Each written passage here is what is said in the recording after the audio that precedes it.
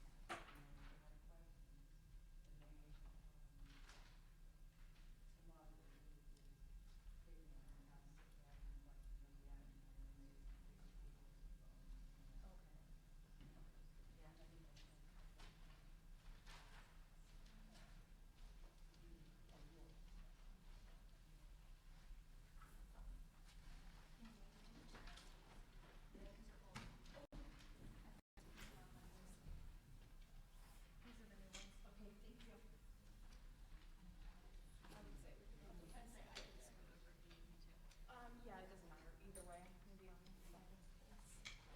It's on. Thank you. Yeah, it doesn't matter either way. Maybe on the side of this. Yeah, are you still good? Yeah, I'm good.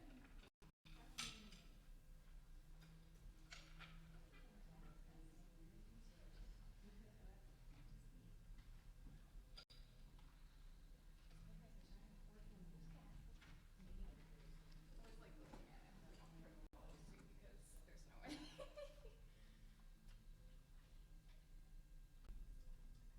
bet. That's yeah. Well, and enough people to do it, you know? That would be our yeah.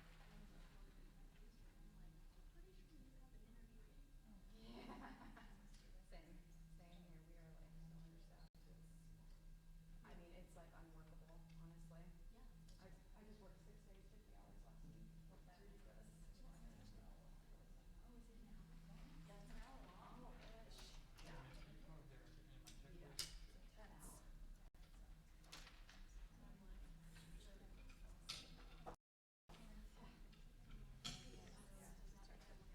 Intense. Mic check 1 2 3 4 5 6 7 Yep. 1 2 3 4 5 6 7 8 9 10 9 8 7 6 5 4 3 2 1 2 3 4 5 6 7 8 9 10 9 8 7 6 5 4 3 2 1 2 3 4 5. Thank you. Hey, do you think that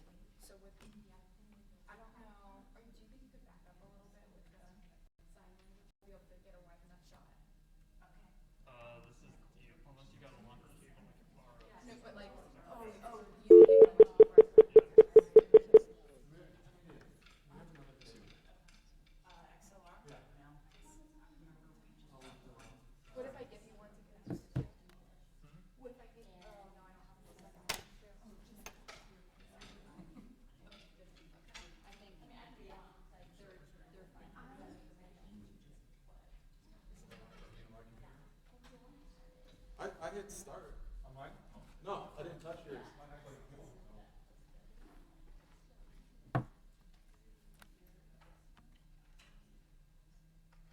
You get it? Yeah. Your call cannot be completed. Should be live until 28. We got 7 minutes.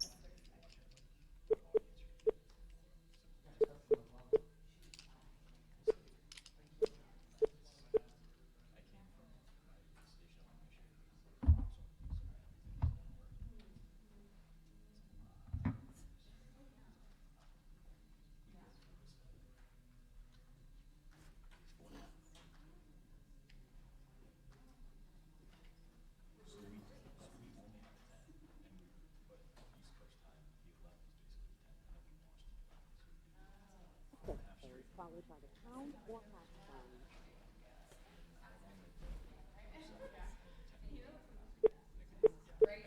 You entered. You have this live on YouTube, right? Think what you're saying? The access code you entered is invalid. You entered 5. Goodbye. Because it must have to be live to go. Stacy, Michelle is gonna hear you when you start talking at 3. Test, test, test. Yeah, it takes a while. 1, 2, 3. Testing.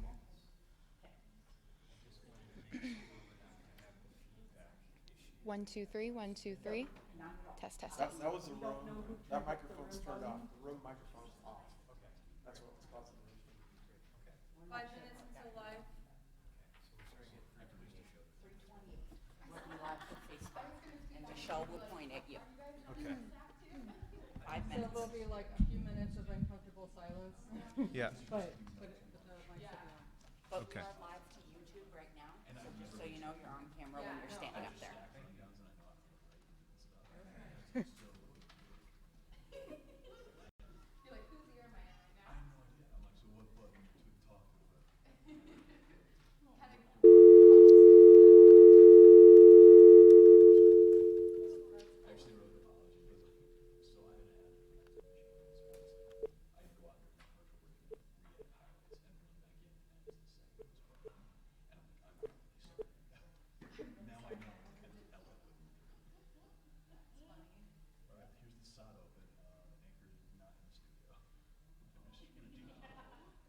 Tigers go up the pasture, boy. That is hilarious. Fun, fun. You guys never complain. I don't know how. Aw.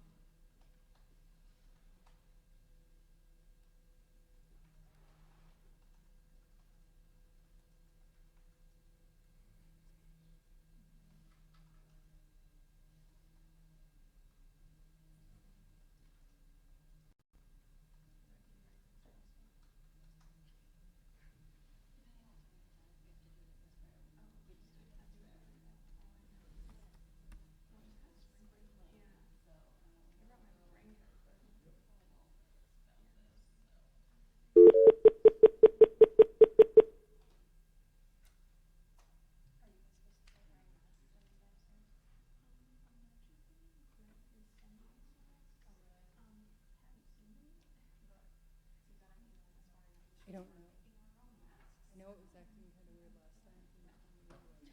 Well, because everyone knows how to do that. Yeah, right. I think my mom actually made a sign. I meant to bring it to So put in this number. Did you dial 8 to get out first? on this. But I I'll just start over. So, You want me to try it as a test? yes, please.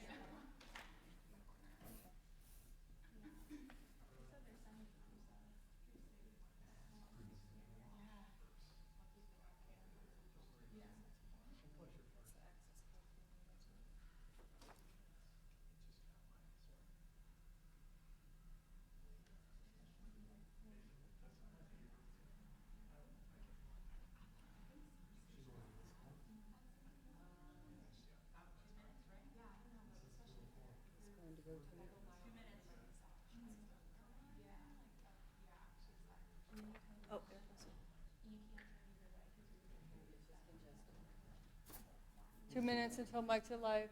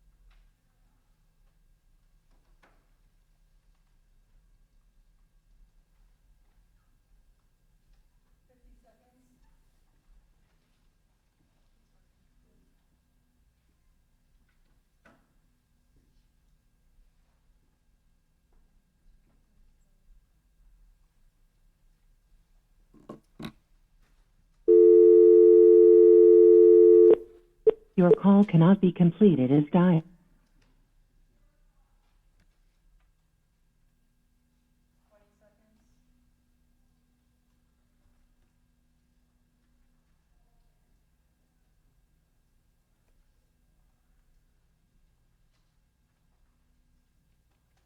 10 till will be 3:28.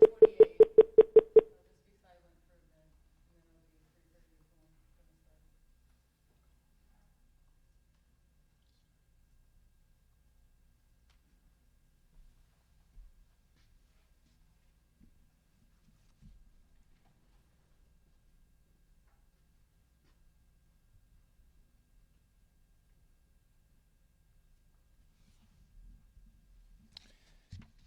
Good afternoon.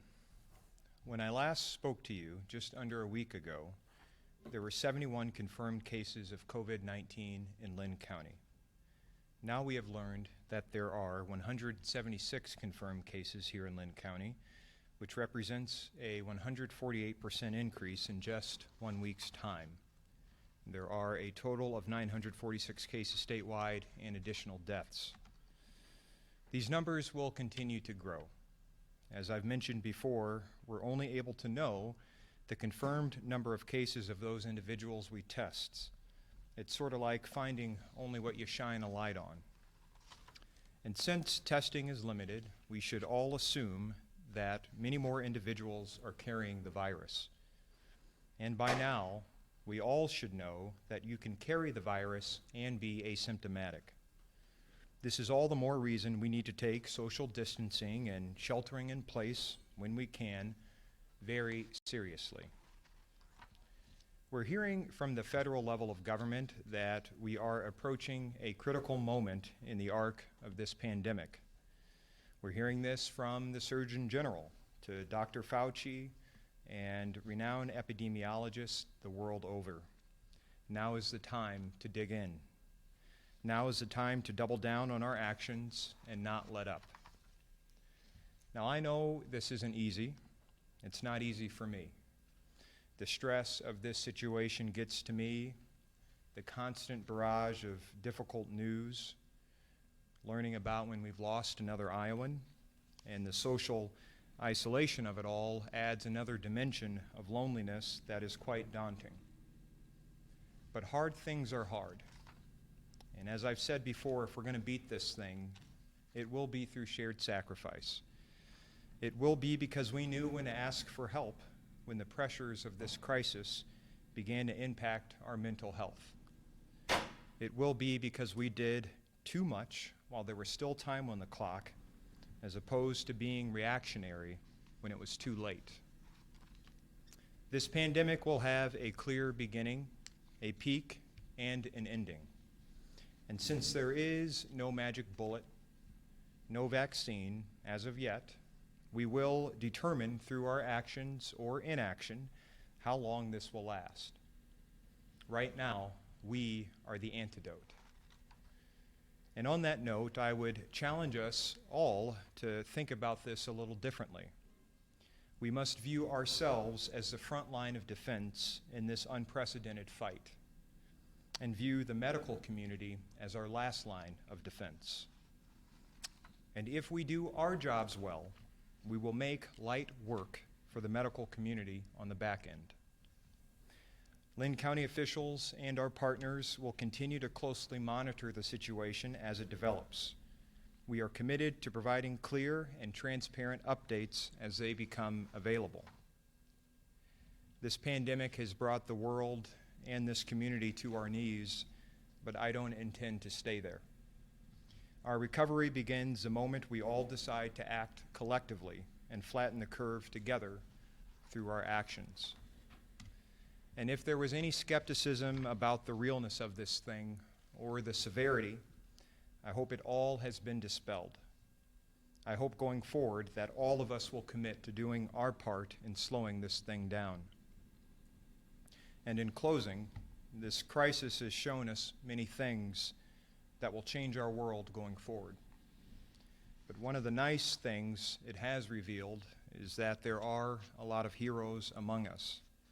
From the folks making masks and gowns for our healthcare providers, to the volunteers delivering food to those in need, to the local businesses changing their operations to make hand sanitizer, to the interpreters and translators working hard to bring critical information to those who are hearing impaired or don't speak English, to the teenagers making time to give grandma a call.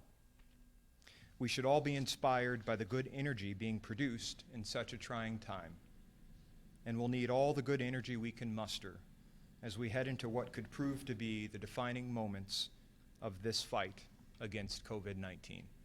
Thank you.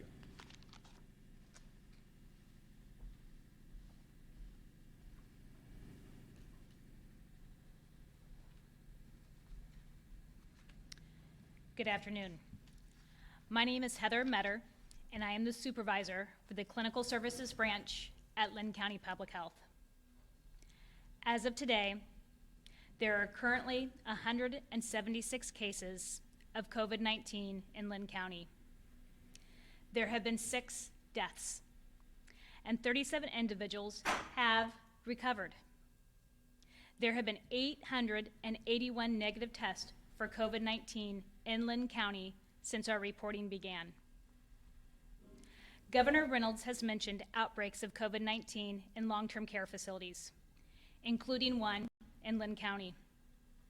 Usually, Linn County Public Health is not allowed to release the names of facilities where an outbreak has occurred or is occurring. However, Governor Reynolds has released the name of Heritage Specialty Care in Cedar Rapids as a facility that is currently in the grips of a COVID-19 outbreak. There are over 70 cases associated with this outbreak, impacting the residents and staff. Linn County Public Health is working with the Iowa Department of Public Health and the facility to respond to this crisis. This includes following guidance that includes instruction on how to prevent the spread of infection, discussions about how to transfer ill residents to the hospital, monitoring the health of residents and staff throughout the day. We also want you to know that ill staff members are at home in self-isolation, and all residents are in their rooms in self-isolation. Regular group activities, gatherings, and group meals at the facility have all been suspended. Staff are using personal protective equipment during each patient encounter. This facility is closed to all visitors. All staff entering the facility are screened for signs and symptoms of COVID-19. This situation underscores that COVID-19 poses the most risk for those with serious illness, those that have underlying health conditions, and for older adults. These risk factors can be more severe and lead to illness, hospitalization, and death. Currently in our state, we have had 25 people die from COVID-19. It is imperative that we protect these vulnerable populations by practicing social distancing. Again, please stay home. We are in this together, and each decision you make, each time you leave your home, can have an impact on each person you encounter. All of our lives have been disrupted by this pandemic. We've said it before, and I'll say it again. This is not a sprint, but a marathon. It is important to remember through this marathon to maintain good physical health. As much as possible, keep a routine, which includes a focus on healthy eating and drinking water. Continue to take your medications and your vitamins to ensure optimal health. Also, remember to exercise regularly. When exercising outdoors, do so responsibly. When riding your bicycle or using the trails, maintain 6 feet between yourself and others. Do not gather in groups of 10 people or more. This is especially important to remember as our weather is becoming nicer and you are tempted to gather with large groups at venues such as camping or cycling. Even though you are outdoors, this virus can still spread to others. Take care of yourself and take care of each other. Thank you.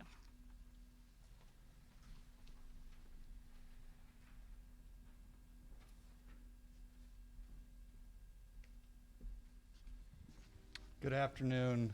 Tony Myers, Vice President of Medical Affairs at Mercy Medical Center.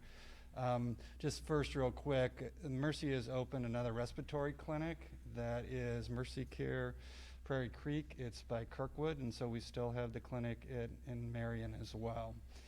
I want to try and put a little face on this about what's going on at the hospitals. We've had deaths related to COVID at both hospitals. We have multiple people at both hospitals that are on ventilators fighting for their lives right now. This isn't just, I mean, we've all seen what's going on TV and in social media, but this is going on right now in Cedar Rapids. It's here. Now, the cases, we certainly have the capacity to take care of these critically ill people, and we know that the majority of people that get this virus are going to be fine, but the people that get it, and especially the people that get it severely in their lungs, they are in for a fight. We know that based on what's going on nationally, that if you end up on a ventilator, your chances are not good. The fact of the matter is, we talk about susceptible populations, but this is hitting people that aren't necessarily elderly and aren't necessarily having lots of other medical problems. While that's certainly a risk factor for severe problems, we have patients in Mercy right now. The majority of people that are on ventilators are less than 65 years old, and that's just a fact. And it goes back to what Mr. Walker and Heather were saying. At this point, even because the medicines, they're getting the medicines that we hear about on TV, they're just not having much of an impact. The only thing that we know that will work is for people to not get it. And the only way that that's going to happen is we do what we've been talking about for weeks.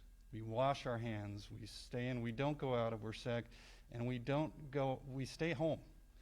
We need to stay home. We need to do better at staying home. That's how we're going to protect our neighbors and our family and our friends. We're going to prevent them from getting it. If you absolutely have to go out, then I'd encourage people to wear a cloth mask. This mask is not to protect me, it's to protect the other people in this room. Even talking loudly can cause spread of this virus. If I have a mask on, if I have to go out, please, please put on a mask to protect all of us. I can't stress it enough that over the next 2 weeks, Even though the weather is beautiful and we want to fertilize our lawn and we want to go to the store and we want to plant and we want to do all that stuff that we do this time of year, it's not urgent. We don't need to do it. We need to stay at home. Thank you.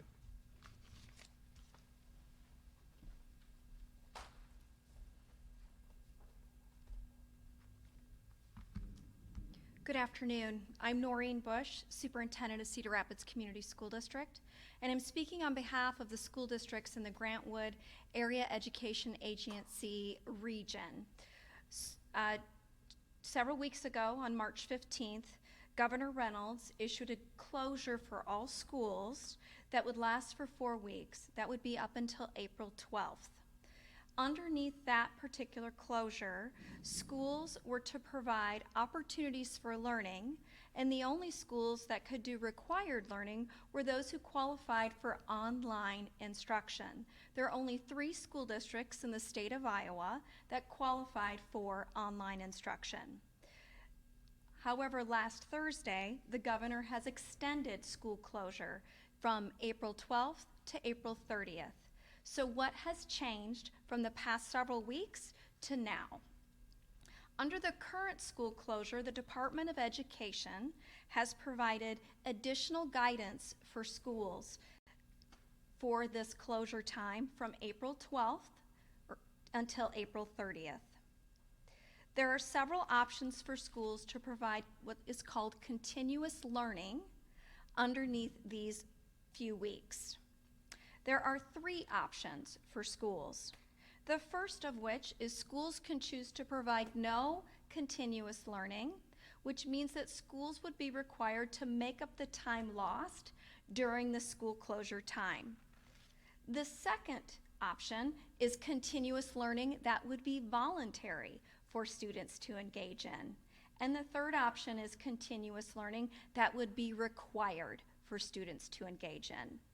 So the difference between voluntary continuous learning and required continuous learning is primarily students' attendance, and under a requirement, students would be required to attend coursework or required to gain access to the work being provided by schools, versus voluntary, which means school districts are supplying work, supplying access, but students would not be required to complete that work. It is optional. There's additional concerns in regards to required learning for many school districts. For an equity and access point of view, from Cedar Rapids Community School District point of view, it would be guaranteeing that all 17,000 of our children have the same access and the same equity lens to the learning that's being provided to them, and that we would have to guarantee all learning supports for what students are provided. So if a student qualifies for special education services, if they have a 504 accommodation plan, or even English language learning instruction, we would be required to assure that all students have access to that, and that we would be providing grades and feedback to students. Under voluntary, we can still provide all sorts of opportunities for students, including those in the subgroups that I just described. What the difference is we wouldn't require attendance and we wouldn't require grades. We could provide feedback, we can provide continuous learning, but it provides an opportunity for students to continue on their path without penalizing them for attendance requirements or grading requirements. Above all else, all of our school districts maintain a priority for the safety and the health of our students and our families. We absolutely want to provide continuous learning opportunities, but we want to make sure that they are safe and healthy. Thank you.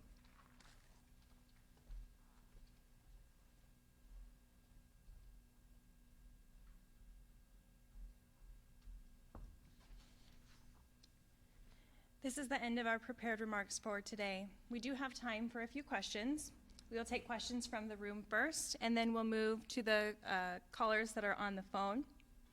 For those on the phone, please indicate to the moderator that you would like to be entered into the queue. And as a reminder to our speakers, please repeat the question before responding. Are there any questions for our speakers today? Mary. For Superintendent Bush. Out of the three options, did you say which one you all are going with? And if not, is there a date by which you're hoping to set that? And then going off that, between the no continuous learning and the voluntary, I guess with the voluntary, since the grades aren't required, the work isn't required, would students still need to make up time, or how do you kind of go about that? So the question is, under the three options, whether that be no continuous learning or the two options of continuous learning being required and or voluntary, which is Cedar Rapids choosing? At this point in time, Cedar Rapids is going to start with continuous learning, and we're doing it voluntary for K through 12. We will be assessing specifically what to continue with at the high school level. School districts do have to submit their plan by April 10th to the Department of Education, and then we have to receive approval before we initiate our plan on April 13th. So as Cedar Rapids is considering voluntary continuous learning, that will include a variety of options. That does not necessarily mean it has to be online learning. It can be packets of work. It can be teleconferencing with students and providing feedback and support and assignments. It does not have to be isolated just to online instruction. So Cedar Rapids is going to try and provide a continuum of options for our families. We currently have some options, but we will be notching it up a little bit and making it more rigorous. Mary, what was the second part of your question? It was about, I guess, well, I'll rephrase it more so.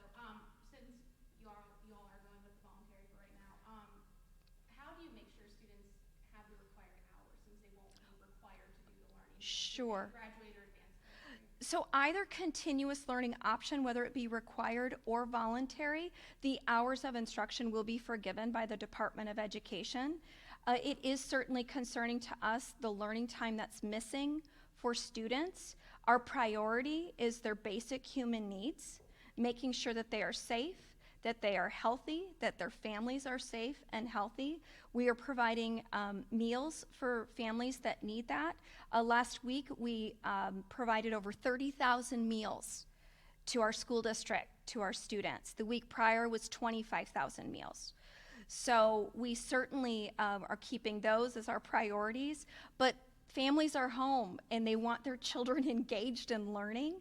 So we want to assure some more secure structures as we move forward. So we have a structure plan for elementary, for middle school, and for high school so that our students can continue on that path with a continuum of options. I'll give you one example though. I had a family reach out to me whose oldest child is a high school age student, 3 younger siblings, and both of their parents work for the hospital, essential workers. And they said, please, we want opportunities for our high school student, but he can't do too much right now because he's got to take care of his younger siblings while we are providing essential work.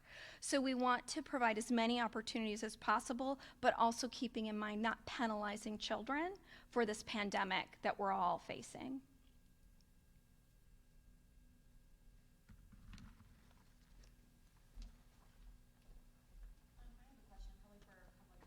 Sure, Ashley. So we're seeing so many reports of there being a possibility of a lot of asymptomatic people out there who don't show any symptoms, don't know that they have COVID but could be spreading it.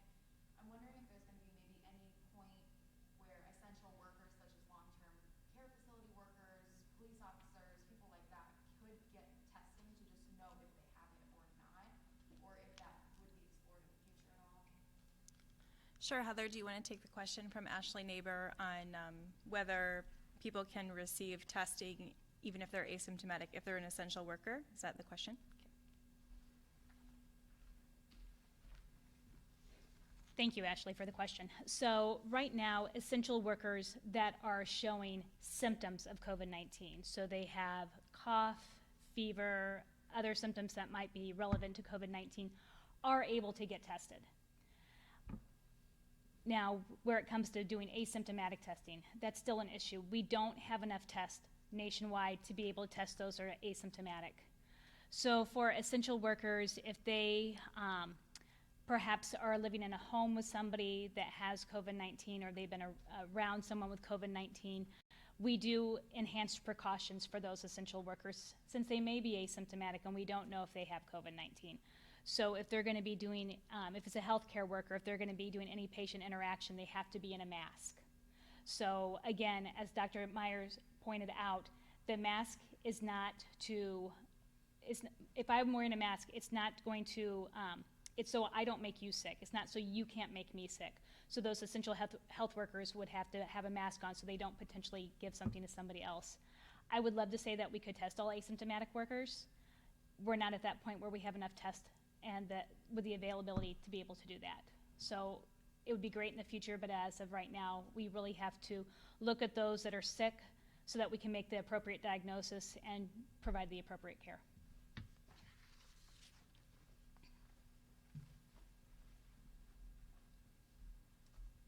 Are there any additional questions from those in the room? What? So we've heard like the county has put out initiatives where if someone were to get sick, they could have 2 weeks paid time off, special time.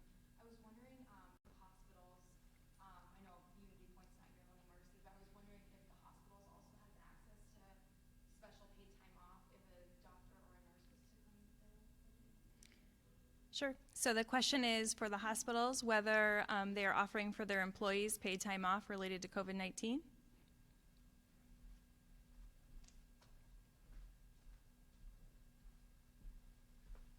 So I'm not an expert in HR, and HR is actually very complicated. But I can tell you this with certainty, like 3 or 4 weeks ago when we started to look at this and we knew it was going to be a problem, Mercy made the assessment that we needed to protect the workers, and so we are, and that includes financially.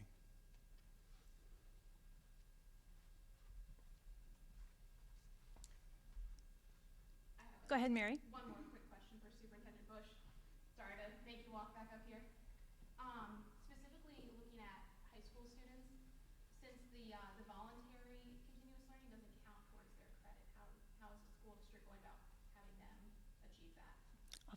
I'll rephrase it for you. Or go ahead. So the question is specifically under continuous learning and the voluntary option, how do we assure that high school students are getting their credits? So achieving credit is a local control decision based on each school district. So what we do is we would assess the current state of each student and where they're standing, and how might we continue to achieve that credit as we move forward. So we have a great benefit in that we were able to, Cedar Rapids is on a semester schedule. We were able to get through our third quarter, and so we do have midterm grades and standing, so to speak. We can require, all districts can continue to require learning through concurrent enrollment. That would be for dual credit classes offered through the college, community college. For us, that's Kirkwood. So those are classes that are going to continue with online opportunity and online access for our students. Secondly, we can require for credit recovery. So students who were enrolled in credit recovery or were in danger of failing a course, we can continue to provide required work so that they can assure their credits. Districts across the state, Cedar Rapids is part of what's called the Urban Education Network. That is the 8 largest school districts across the state. We're in constant conversation, really daily conversation, maybe hourly conversation about this very topic. So right now, it's how do we secure the credits for the class of 2020, and then assure credits for grades 9 through 12. We do not want our kids to be penalized because of this pandemic. So what we will be deciding is what essential learning was so important in every single course that we can assure kids achieved that. And then as we move forward, making sure that we have opportunities for kids to achieve their credit. They certainly can continue and receive letter grades. However, many of us are considering a pass or a credit, no credit option, so that if a student wasn't feeling secure in a course, they would be able to recover that credit at a later date, or the credit or the coursework that they needed to complete in order to achieve the credit. I think that what we'll be looking at is how are our kids doing up into the midterm? What additional learning opportunities might we be able to provide through the continuous learning option? And then making sure that we're assuring that our kids are getting what they need so that they can graduate on time. So it'll be a student-by-student basis then? I think we will have certainly a broad look at this for all kids, but then absolutely we will have to look at each student by student. And I have one more question that was just Sure. one of my colleagues. If school, you know, if this current extension ends until the 30th, school does go back on May 1st, will the district extend the end date for the school year? No, I think that the days will be forgiven at this point in time, and so we would keep with our current calendar date. One thing that we have requested or are in conversation with and would be very interested in some support from the Department of Education, would it be possible, especially for our students who are currently in grades K through 11, to potentially start before the required start date next year? And that could we get a jump start to the school year next year to get that foundational learning of anything that was missed? That's one idea of how we might be able to recover credit. In addition to that, Cedar Rapids Community School District has a very robust summer program called Kids on Course, and our hope would be that our health state would be in a place where we could continue that summer programming, and that maybe we could scale that in some way for all of our students.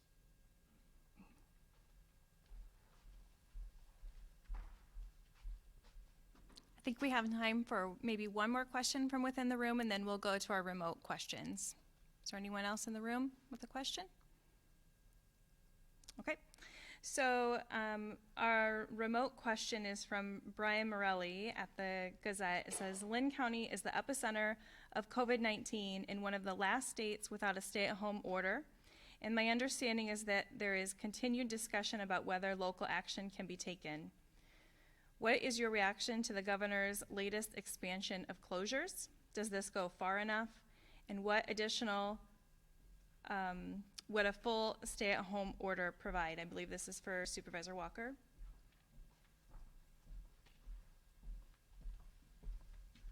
Thank you, Brian, for the question. I need to start by saying I was unable to catch Governor Reynolds' press conference.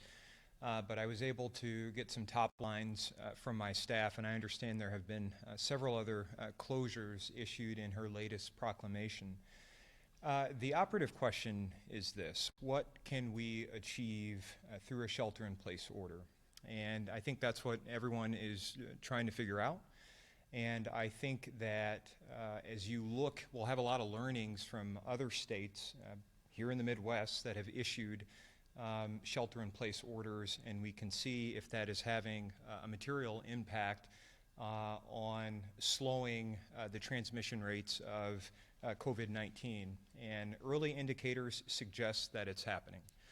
I know that there's a lot of work being done at the local level to understand the legal authority to issue a shelter-in-place or stay-at-home order, and it appears as if Iowa Code allows for mayors to do that.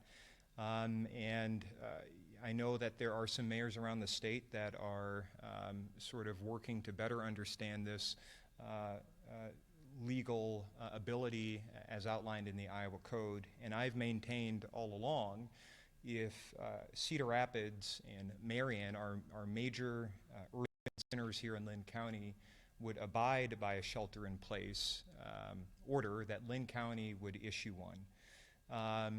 And one of the, to wrap up, one of the last pieces of a shelter-in-place order that I'm particularly interested in is the enforcement piece. And I think when you issue a shelter-in-place order, that jurisdiction is able to empower its law enforcement apparatus, whether it's municipal police or sheriff's deputy, to enforce that. So if we know that there are places that are in violation of our stay-at-home order, or we know that there are companies that aren't abiding by best practices and social distancing practices, there could be they could be facing legal trouble with that, and our peace officers can enforce it. And that is one of my big interests in getting to a shelter in place. But I credit the governor for continuing to turn up the heat and do everything she can do to make sure we're being safe and we're slowing the transmission of the disease, of the virus in this state. But I would encourage the governor to continue to think about doing everything we can do while we have the time to slow this, the transmission of this, and to hopefully manage hospitalization rates in the future. As I mentioned in my opening remarks, we are hearing from the federal level that these next 2 weeks are critically important. And what we do now will have consequences for the future in making sure our healthcare system is not overrun. So in my view, if you can do something to slow the transmission, to mitigate the hospitalizations, then I think we should do it.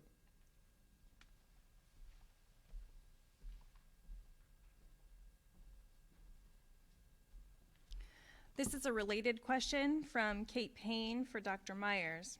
What other actions would you want state leaders to take to expand or enforce social distancing?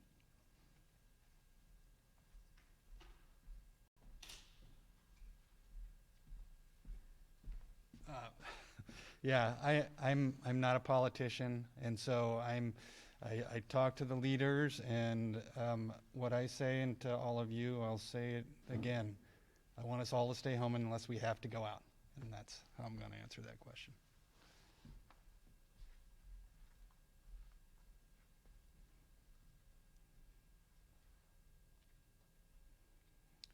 This question is also from Kate Payne.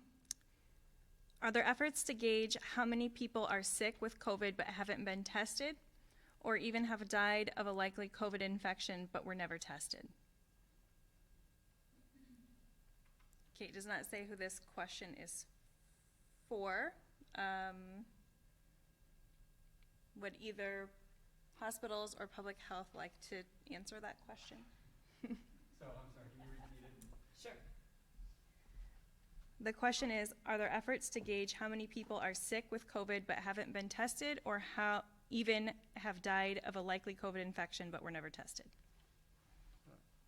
Anybody that we think might have had it, then they get tested, is the short answer. So I think even if that's somebody that would potentially have died at home, the medical examiner would test them.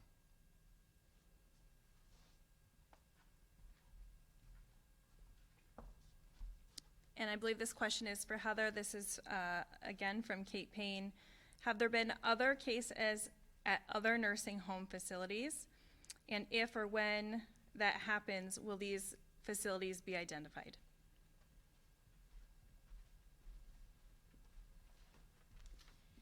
Kate, thank you for the question. According to the Iowa Attorney General, we cannot release that information. So if that did occur, unless we had guidance from the governor, her office, or the Attorney General, we would not be able to release that information. And again, that's to protect the confidentiality of the facility and of the patients and of the staff members that would be caring for those residents.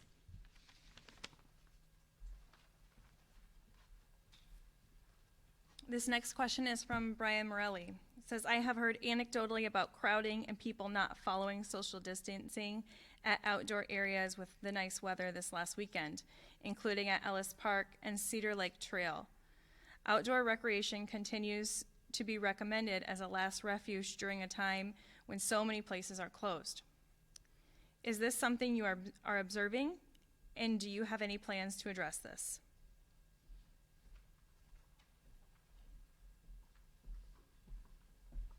Well, I don't want to speak on behalf of the city of Cedar Rapids. I do know that all governments are interested in enforcing social distancing practices in our community.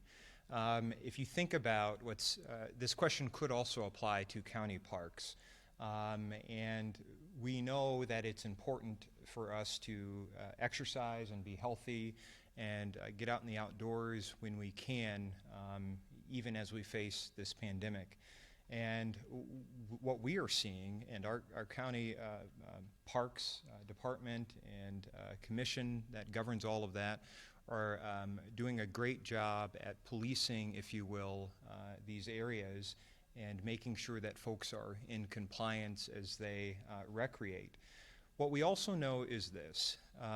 Our law enforcement agencies right now are primarily serving a sort of public education function.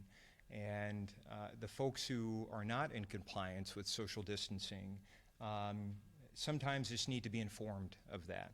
Our sheriff's deputies aren't out looking to arrest folks or issue citations. They're out to educate.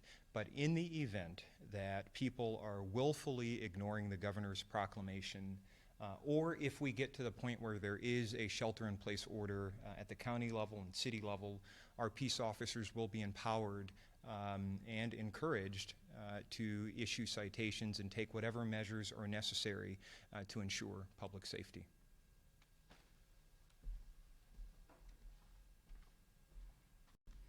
I believe that's our last remote question. I want to say thank you to our remote media personnel. Our phone line was congested today. I think there must be a lot of people holding virtual meetings, so we didn't get them connected via phone, but I just want to thank them for their participation remotely.